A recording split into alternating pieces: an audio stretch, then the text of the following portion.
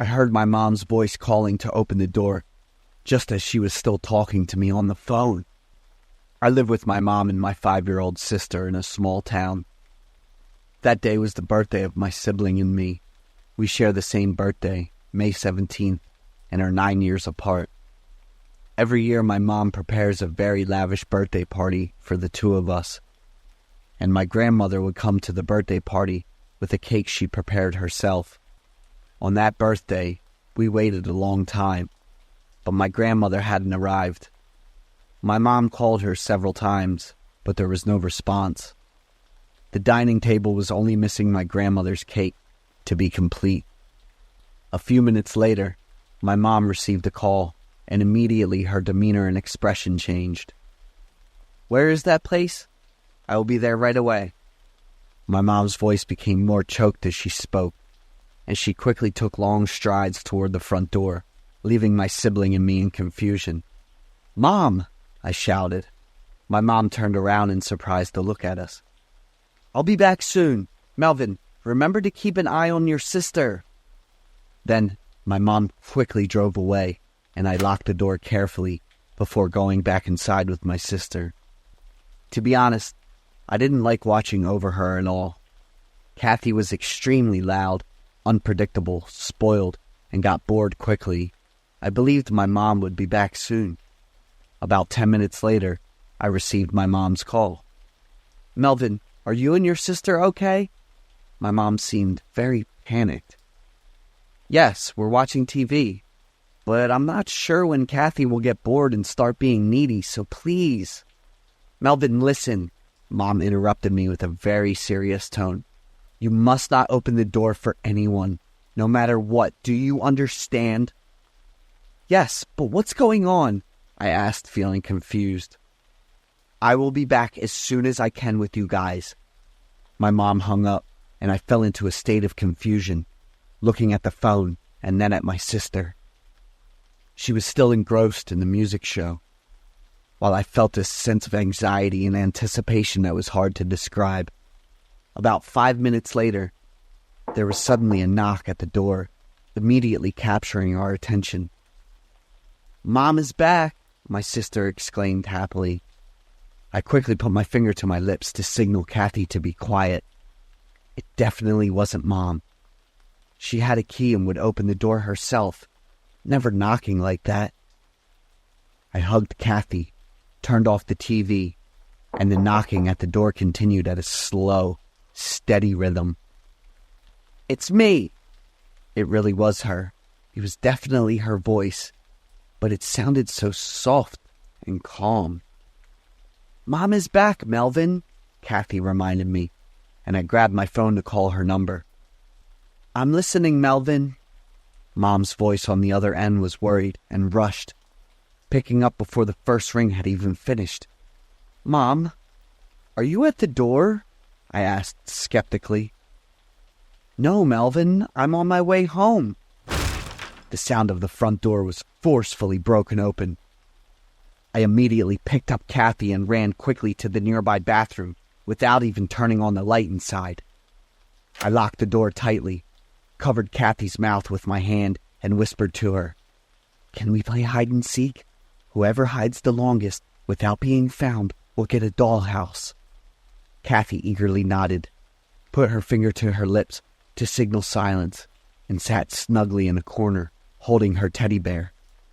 The heavy footsteps grew louder, and I guessed the person was coming inside the house. I whispered into the phone that was still connected. "Melvin, it's me. The police will be here soon. You need to protect your sister and yourself, okay?" Mom started to cry. I sensed that the situation was no longer simple. Kathy was playing with the bottles in the bathroom, something my mom forbade her from touching every day. "Let her be. At least she isn't asking for anything right now," I muttered. "Kathy, Melvin, Grandma is here." This time it was my grandmother's voice. I immediately signaled for my sister to be quiet and then spoke into the phone. "Mom, Grandma just arrived, right?" "No, Melvin," my mom yelled into the phone. "That's not Grandma.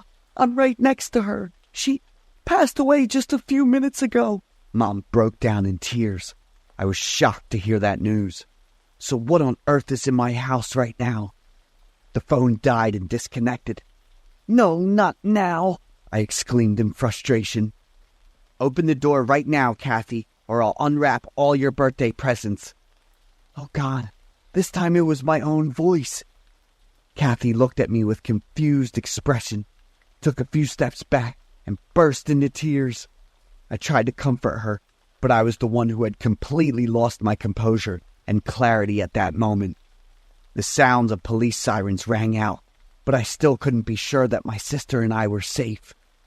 I held my sister tightly, curled up in the bathtub, shaking uncontrollably and praying. The sounds of the police and my mom calling only made me more panicked than ever. It wasn't until the police broke down the bathroom door and brought us outside. Kathy couldn't stop crying, while I was filled with doubt about everything around us.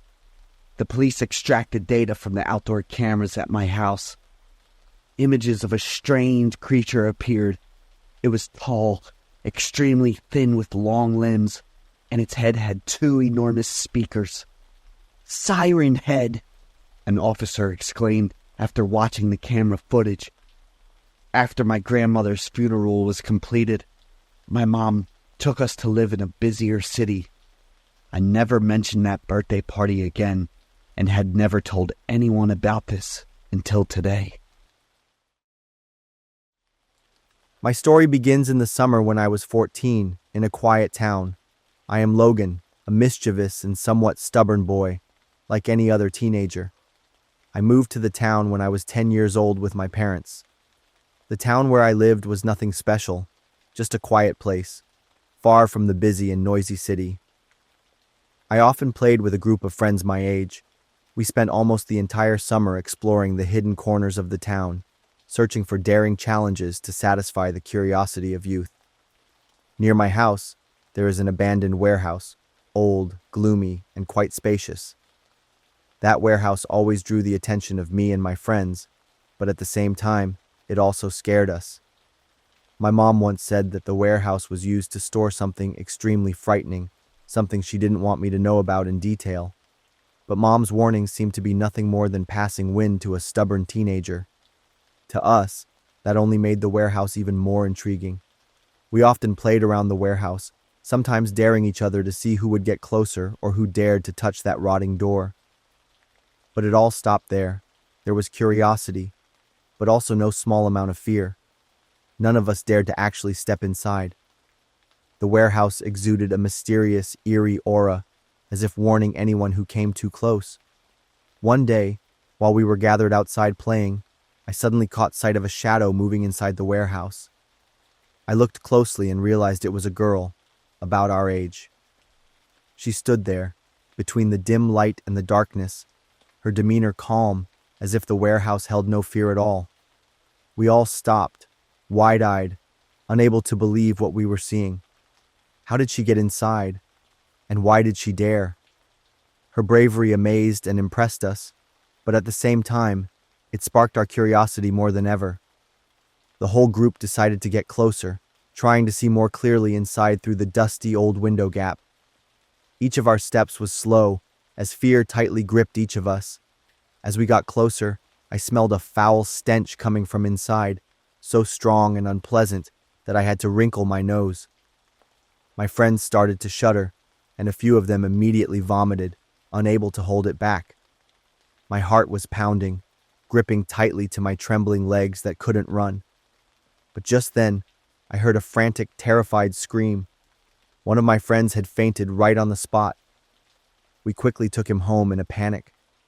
When he woke up in the hospital, his face was still pale, his eyes filled with terror.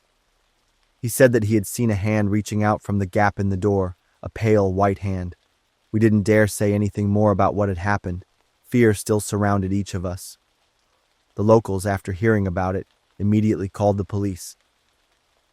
A few mornings later, the sound of police sirens echoed through our small town, with engine noises and flashing blue and red lights surrounding the area of the abandoned warehouse. The truth that the police revealed shocked us and was beyond belief.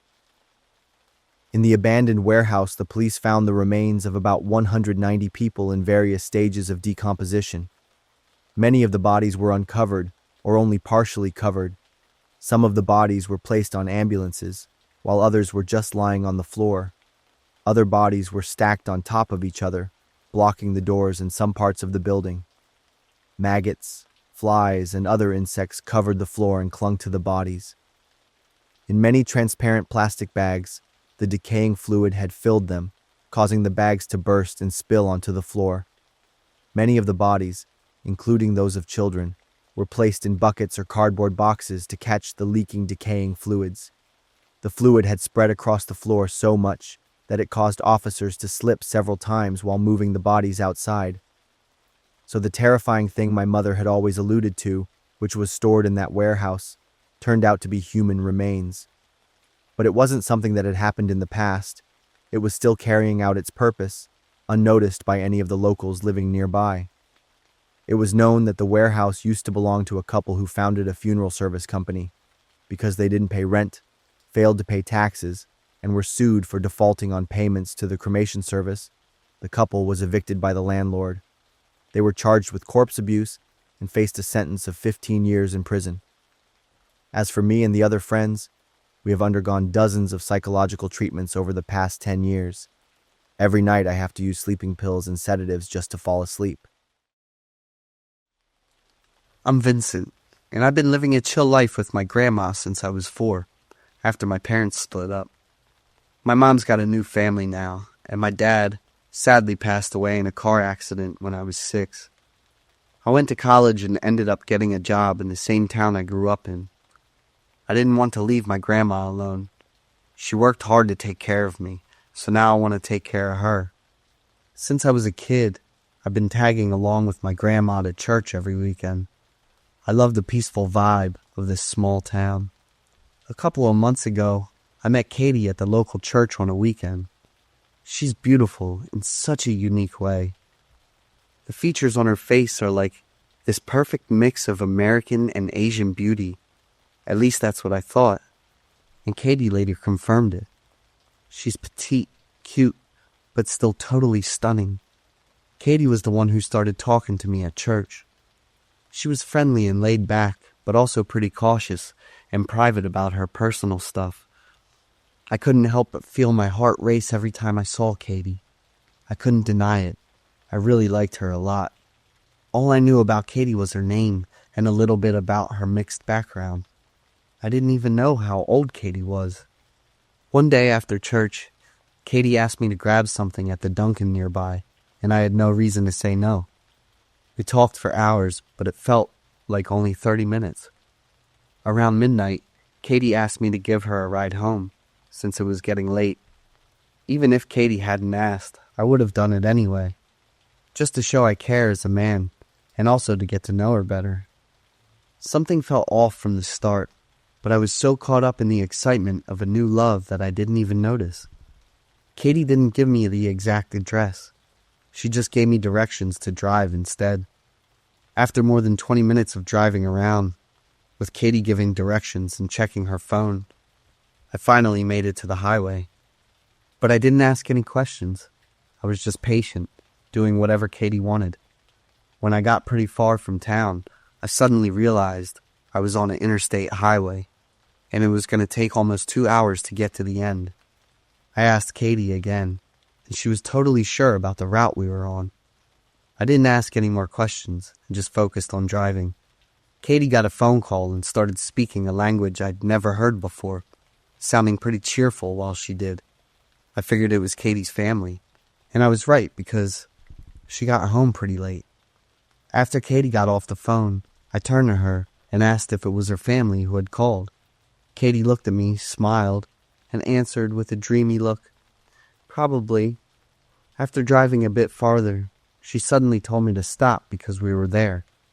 I looked around confused and was pretty sure we were still on the highway.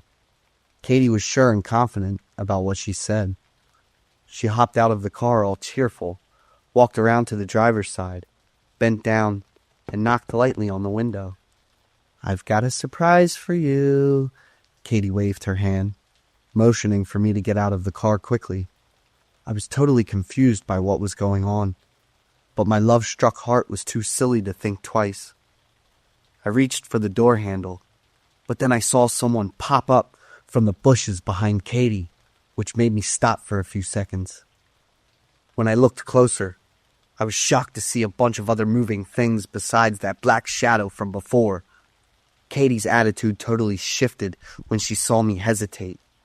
I whispered to Katie to hurry and get back in the car, but she got even more upset and told me to get out. There was a rustling sound from the bushes behind Katie, and then 4 tall guys in black suits rushed over all at once. I freaked out and shouted, "Katie, get back in the car, quick!" But those guys in black weren't after Katie. They were after me. Katie stepped back, crossed her arms like she was the boss, and watched as her tough guys kept attacking my car and cursing. Luckily, I locked all the doors and started the car real quick. I slammed on the gas, and the car shot forward, dragging one of them for a bit. I was freaking out, but it wasn't just from the sudden attack. It was also because of the crazy betrayal from Katie, who I thought was sweet and genuine. Every second on that highway felt like it was dragging on forever. I could hear my heart pounding in my chest, and cold sweat was dripping down my forehead, even though it was chilly outside. Every time I checked the rearview mirror, I kept imagining those dark figures chasing me, and just the thought of it made me shake. My hands were gripping the steering wheel so tight, my knuckles were turning white. I drove all the way to the next state, found a motel, but couldn't sleep at all because I was still in shock. The next morning, I drove home, totally out of it. I was thinking I should call the police and report what happened, wondering what happened to the guy I hit last night while I was driving away. If things went south, would I be the one who ended up committing the crime? I'm Ava, and I'm 16. It all started about 6 months after my family moved to this quiet neighborhood. My parents picked this place because it was known for being safe, having good schools, and a friendly community. Our next-door neighbor was Mrs. Allen, a middle-aged widow who seemed really polite. Her son, Joey, was my age. At first, Joey seemed like a normal kid, maybe a bit quiet and shy, but always polite when we bumped into each other. He usually wore big hoodies no matter the weather, and I rarely saw him with friends. My parents always said Joey was a good kid whenever they saw him helping his mom with yard work or carrying groceries inside. I can't say exactly when things started to get weird. Maybe it was the glances that lasted a little too long when we saw each other in the school parking lot. Joey always seemed to show up at the grocery store, the library, or the movie theater at the same time as me. At first, I tried to tell myself it was just a coincidence in a small town.